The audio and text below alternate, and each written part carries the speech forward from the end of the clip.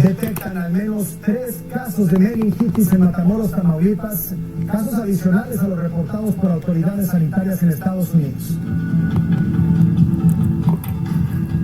49 migrantes han sido localizados con vida luego de ser privados de su libertad entre San Luis Potosí y Nuevo León. En el grupo había niños y bebés. Piden calma ante el incremento en la actividad del Popocatépetl, pero suspenden clases presenciales en algunas comunidades cerca del volcán.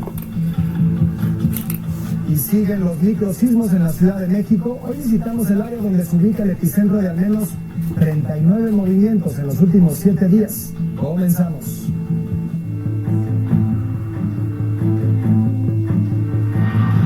Muy buenas noches, yo soy Enrique Acevedo y estas son las noticias en punto. Luego de que los Centros para el Control y Prevención de Enfermedades en Estados Unidos emitieran una alerta por 5 casos de meningitis vinculados a clínicas de Matamoros, Tamaulipas, hoy el secretario de Salud del Estado, Vicente Joel Hernández, reveló que se han detectado 3 casos adicionales en la entidad. El funcionario agregó que fueron clausuradas las 2 clínicas señaladas directamente por los CDC y advirtió que 168 personas están bajo observación. Para Reachi y Francisco Santana tienen más información. El día de hoy se detectaron 3 casos posibles en Matamoros. Esos casos están también dentro del protocolo y así lo seguiremos. La Secretaría de Salud de Tamaulipas comenzó un protocolo de rastreo vía telefónica para detectar síntomas en los más de 168 pacientes que, de febrero a la fecha, se tiene registrado que se realizaron alguna intervención quirúrgica en 2 de las clínicas presuntamente involucradas, K3 y Riverside. Fueron clausuradas para seguir una línea de investigación. Estamos dando seguimiento a todos los casos, haciendo una base de datos, y de esos el 80% son mexicanos y el 20% vinieron de Estados Unidos. Durante varias horas este miércoles se realizaron diligencias en las 2 clínicas involucradas. No tenemos ninguna información al respecto ahorita, solamente estamos esperando indicaciones de nuestros superiores. Los 5 ciudadanos de Estados Unidos con meningitis que motivaron la alerta 2 del gobierno estadounidense tienen entre 30 y 50 años y habrían viajado de Texas a Matamoros para realizarse procedimientos quirúrgicos estéticos. En este caso lo que se ha referido que son cirugías estéticas, pero el problema se puede dar en cualquier paciente que utilice una anestesia espinal. Y en esas clínicas los reportes que tengo es que han sido estéticos. Como por ejemplo lipoesculturas y así. Sí. Las 3 personas sospechosas de tener meningitis en Matamoros se encuentran estables, informó la Secretaría de Salud de la entidad, que se encuentra en comunicación con el gobierno de Texas para agilizar el rastreo de contagios. El día de hoy se tuvo una comunicación con la Dirección de Salud de Texas, donde estamos compartiendo información. Ellos nos van a pasar todos los datos clínicos y de laboratorio de los pacientes. Y nosotros estamos revisando los expedientes y evidentemente revisando la parte técnica de los médicos que participaron. Estas clínicas de belleza donde se registró el contagio son parte de los cientos de establecimientos que brindan servicios médicos que las autoridades llaman turismo médico, es decir, ciudadanos de Estados Unidos que cruzan a México para atenderse médica y estéticamente a menor costo. Igual que en todas las fronteras, pues hay dentistas, hay cirujanos plásticos, hay una variedad de especialidades médicas. El turismo de Estados Unidos pues viene por el costo, más económico. Cirujanos se dedican a los dientes y también las cirugías estéticas, es lo que más se busca aquí en la frontera. El Hospital General de Matamoros será el lugar de concentración donde se les dará atención y monitoreo a los pacientes que llegaran a tener síntomas de esta enfermedad.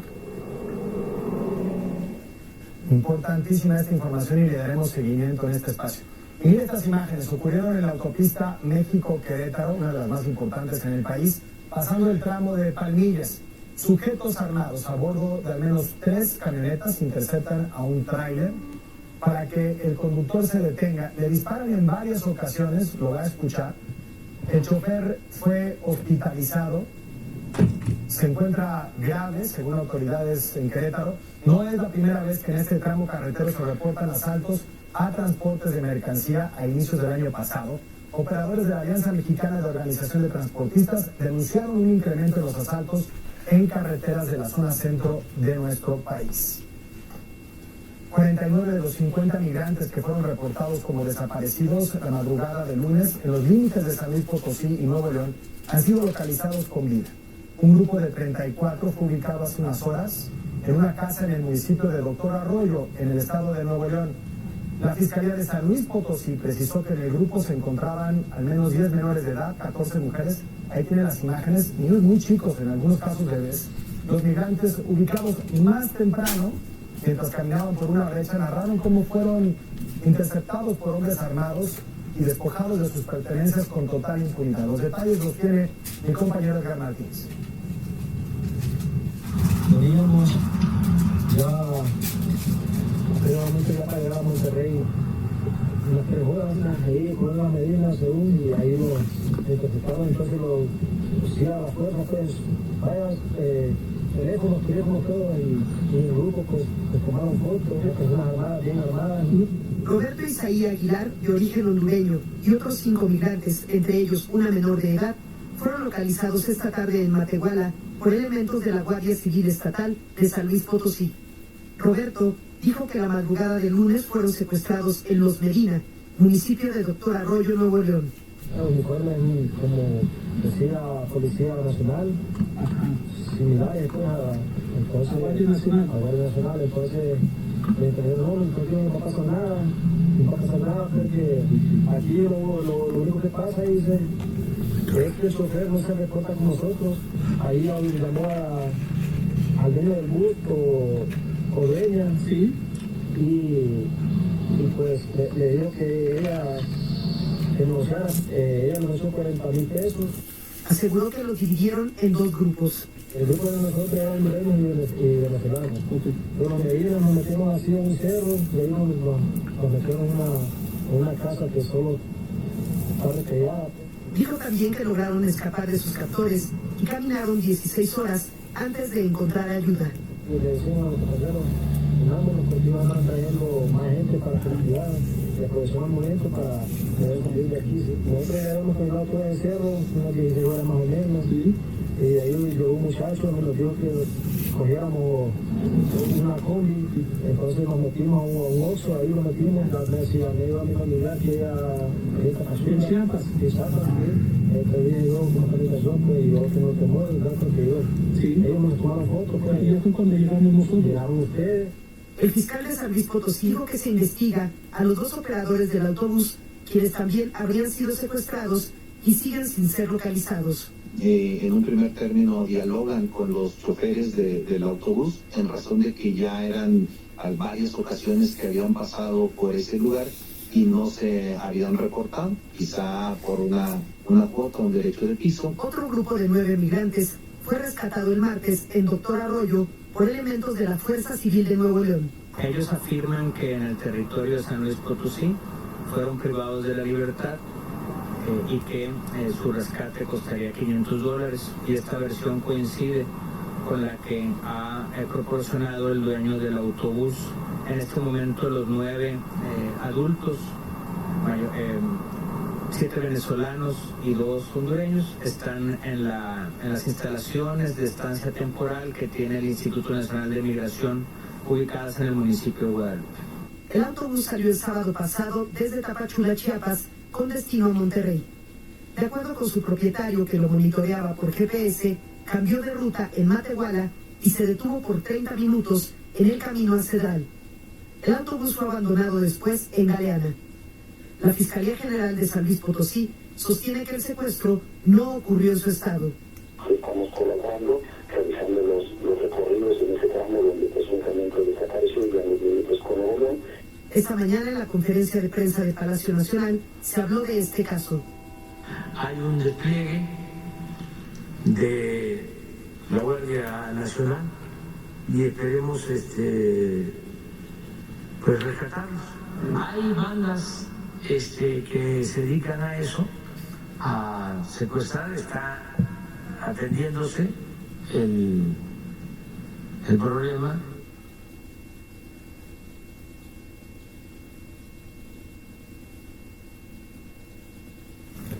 tuvimos un problema técnico ahí. Aprovecho para contarle que anoche hubo otro microsismo de magnitud 1.5 con epicentro muy cerca a los límites en las alcaldías de Álvaro Obregón y Magdalena Contreras. 39 de estos movimientos han tenido los epicentros en calles de una colonia de la Ciudad de México, la colonia de Las Águilas. Por eso mi compañera Elizabeth Mávil fue a la zona para hablar con los vecinos. Nunca lo habíamos sentido así, como que estuviera brincando, tronando el piso. Siempre ha habido movimiento, pero esto fue un trueno muy grande, una explosión. Diferente a un sismo. Sí, pues que está raro que esté solamente aquí, que Las Águilas. En esta esquina, Avenida de las Águilas y calle Plamares, en la alcaldía Álvaro Obregón, se ubicó el epicentro de uno de los microsismos más fuertes, ocurrido el pasado 10 de mayo. Vecinos de la zona dicen que jamás habían experimentado algo similar. Se meneaba mucho abajo, en el piso, entonces yo me tuve que salir, no se movieron los cables, sino fue abajo. ¿Se sintió en el piso? En el piso, sí.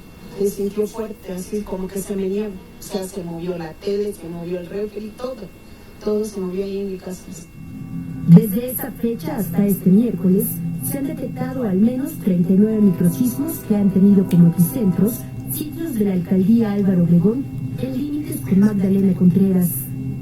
Especialistas de la UNAM señalan que dichos movimientos se han originado en el sistema de fallas Sierra de las Cruces, uno de los 5 sistemas de fallas que cruzan la capital del país, proveniente del Estado de México, sistema que desde satélite se observa como líneas verdes inclinadas.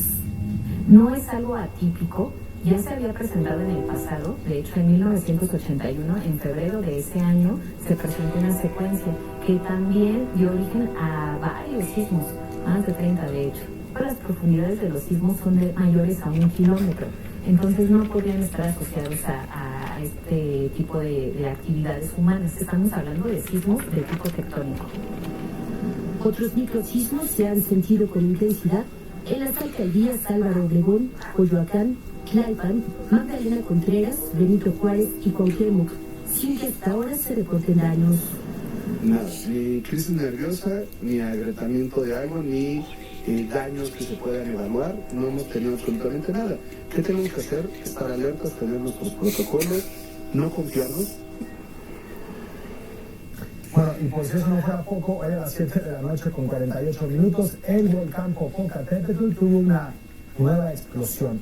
Registró exhalaciones al mediodía con rocas incandescentes y columnas eruptivas. El CENAPRED informó que las cenizas se dispersan hacia Puebla por lo que autoridades estatales han tenido que reforzar una serie de medidas preventivas. El semáforo de riesgos permanece en amarillo 2, el radio de seguridad en 12 kilómetros y la información es de Antonio Morán.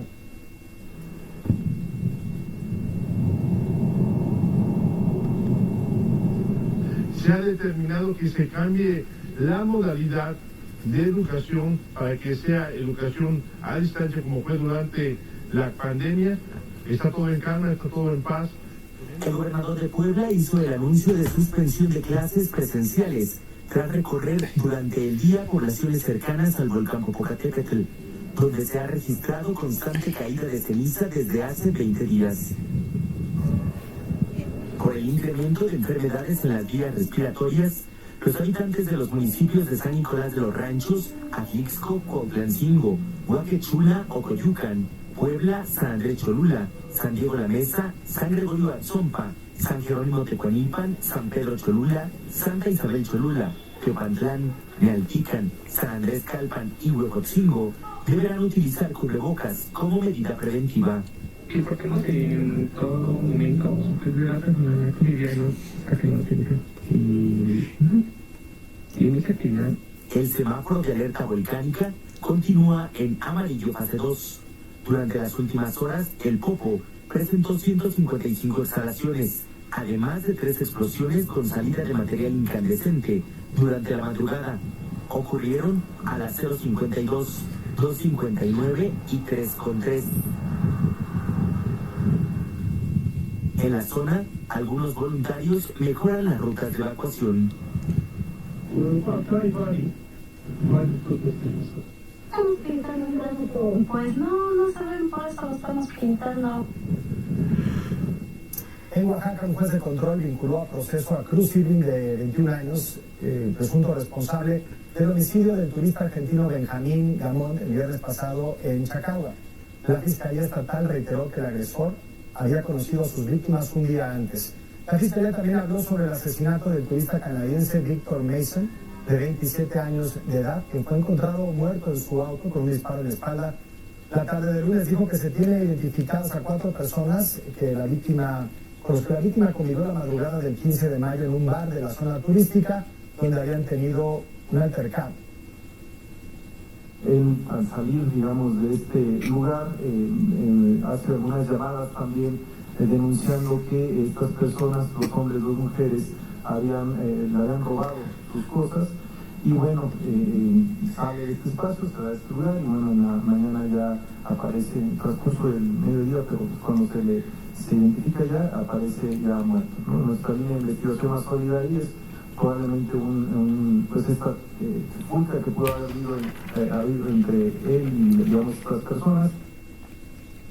Hoy miércoles fue sentenciado a 92 años de prisión el exalcalde de Iguala Guerrero, José Luis Abarca, por el secuestro de 7 personas de una organización campesina. Usted recordará a este personaje por su participación en la desaparición de los 43 normalistas de Ayotzinapa.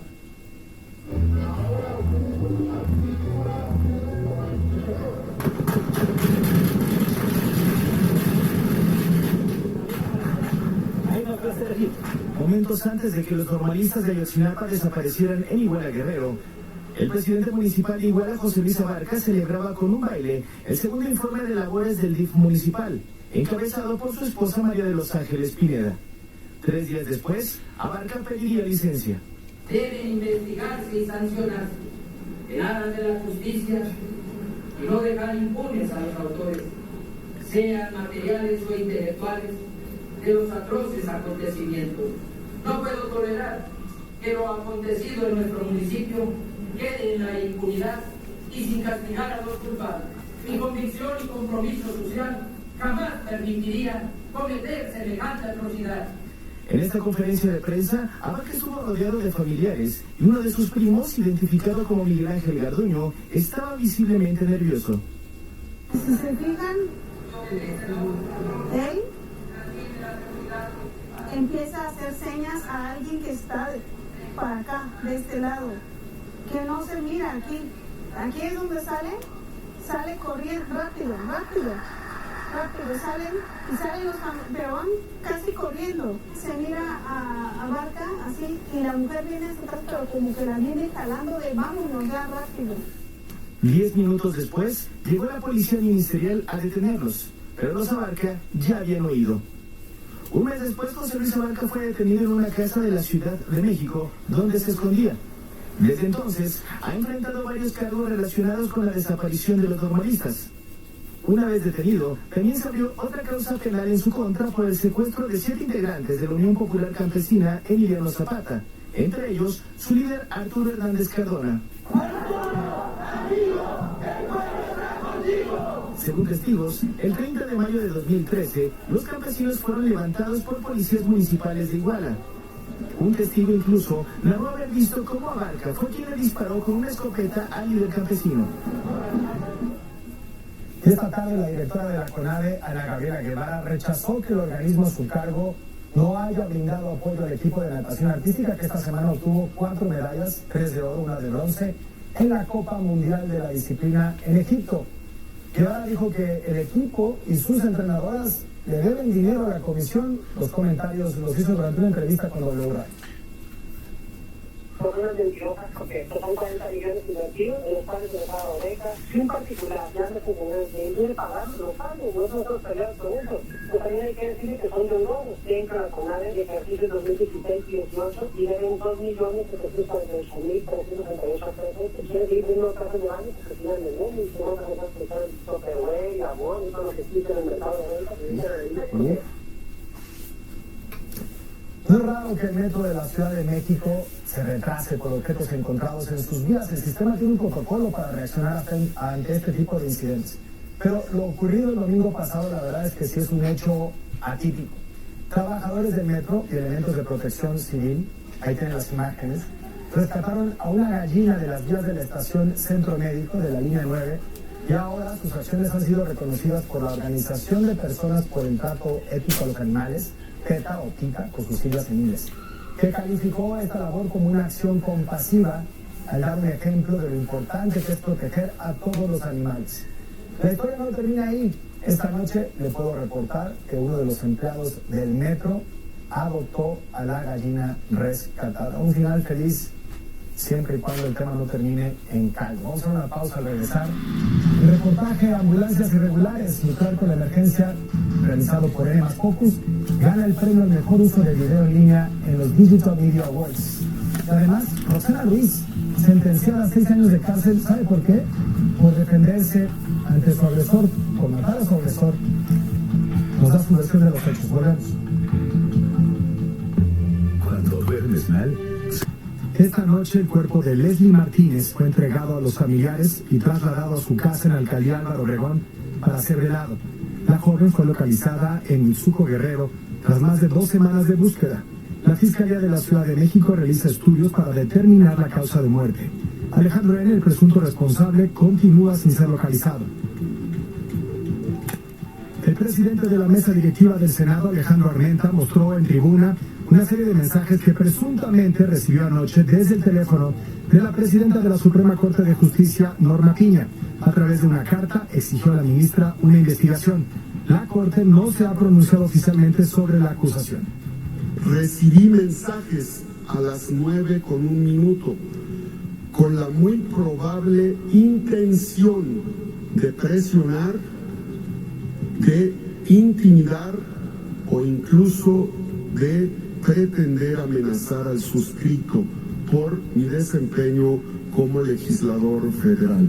Lo primero que necesito saber es si se confirma esta comunicación que presuntamente salió del teléfono de la presidenta de la Suprema Corte de Justicia de la Nación. No había llegado la ambulancia que yo había pedido. No sé qué ambulancia llegó. La investigación Ambulancias Irregulares, lucrar con la emergencia, realizada por N+ Focus, ganó el premio a mejor uso de video en línea en los Digital Media Awards 2023. Este reportaje documenta la facilidad para comprar y operar una ambulancia en la Ciudad de México, lo que generó un negocio con la urgencia de los pacientes, muchas veces a costa de su salud.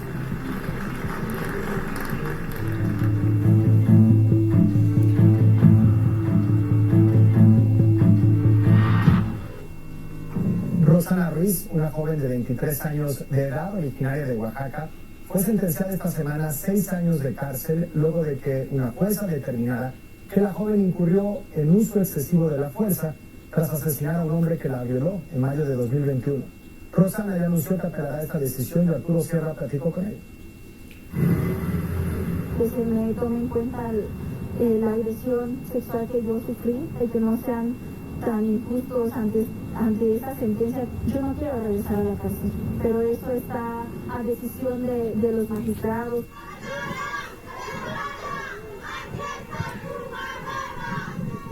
El 7 de mayo de 2021, Rosana Ruiz fue abusada sexualmente en su propia casa, localizada en Nezahualcóyotl, Estado de México.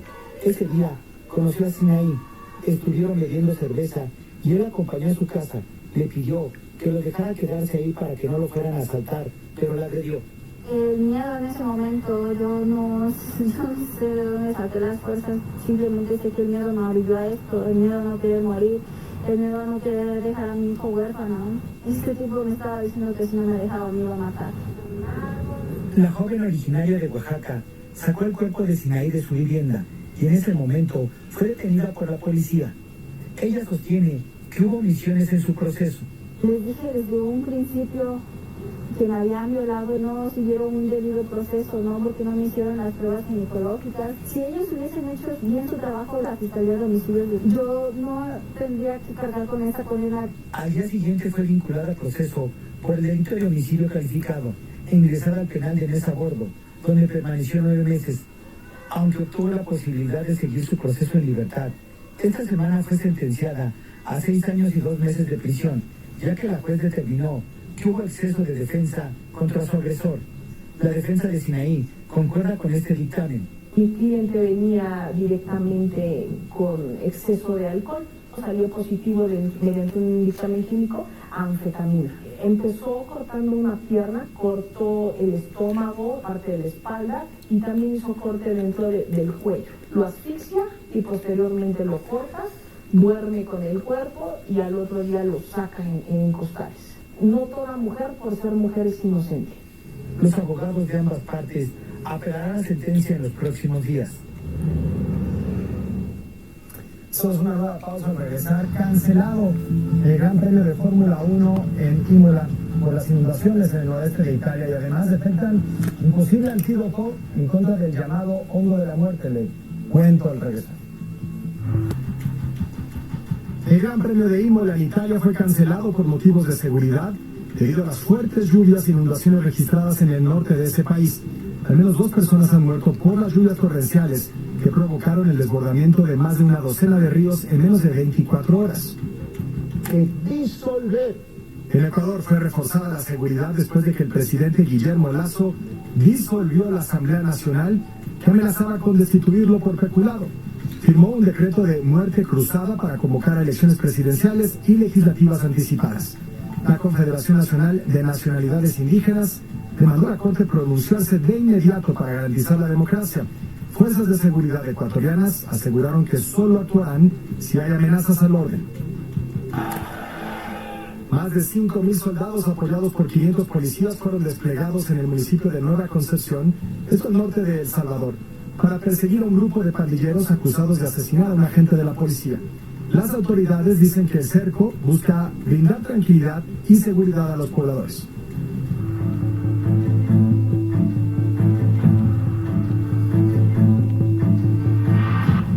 Para despedirnos, el 90% de las muertes provocadas por comer hongos venenosos están relacionadas a una sola especie, se llama la Amanita phalloides, conocido como el hongo de la muerte.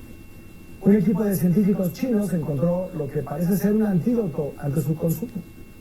En la historia, el hongo Amanita phalloides ha sido responsable de la muerte de 2 emperadores, Claudio en el año 54 y Carlos VI en 1740. Por ello algunos lo apodan asesino de reyes. Su ingesta accidental se debe a que es fácil confundirlo con otras especies comestibles porque su forma es muy similar. Consumirlo provoca vómitos, convulsiones, daño hepático severo y la muerte.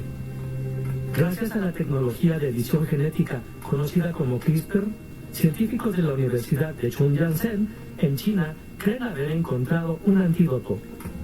Para llegar a él, separaron la toxina letal alfa-amanitina e identificaron una enzima cuya deficiencia impide que el veneno entre a las células.